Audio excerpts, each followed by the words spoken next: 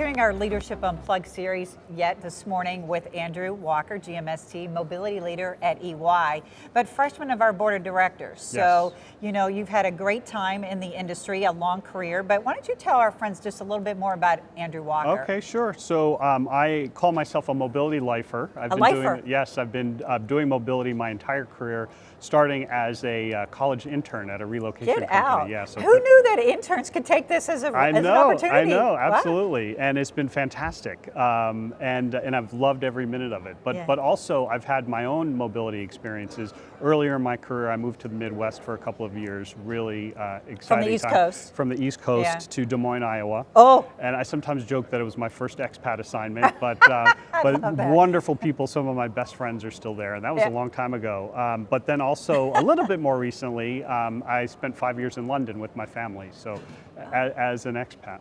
So you really have done the whole gamut. So, okay, you are in an enviable position. I hope you realize that when you're able to go in and craft a stronger narrative to your HR business or to your business partners, you know, outside of the HR function, because you're able to say, hey, I've done this. So talk a little bit about how that's helped or not been as helpful. It does help, and it's helped in two ways. One, it gives you more credibility with the business, but also I saw a side of it that I didn't appreciate as an administrator of a mobility program, being that expat.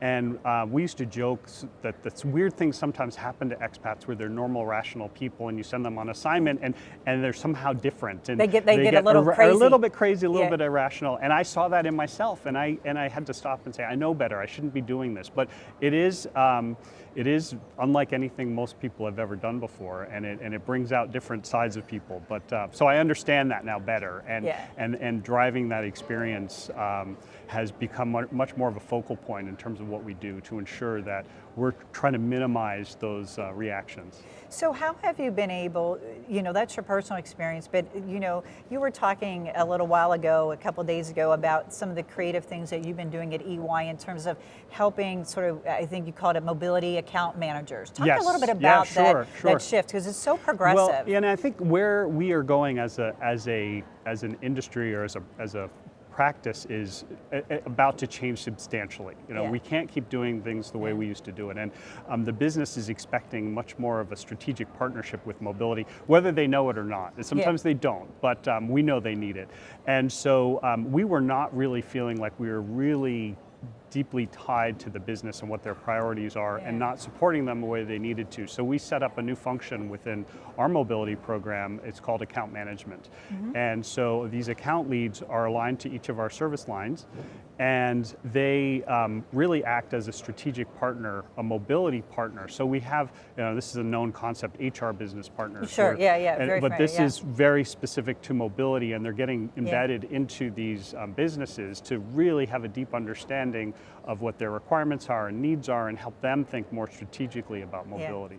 You know, I love that idea, and I love how you said, you know, even though they don't know that it's good for them, it's a bit like introducing vegetables to kids, but wrapping it into something that's in disguise, right? And you had the perfect disguise because you'd been out, you know, and done that trajectory.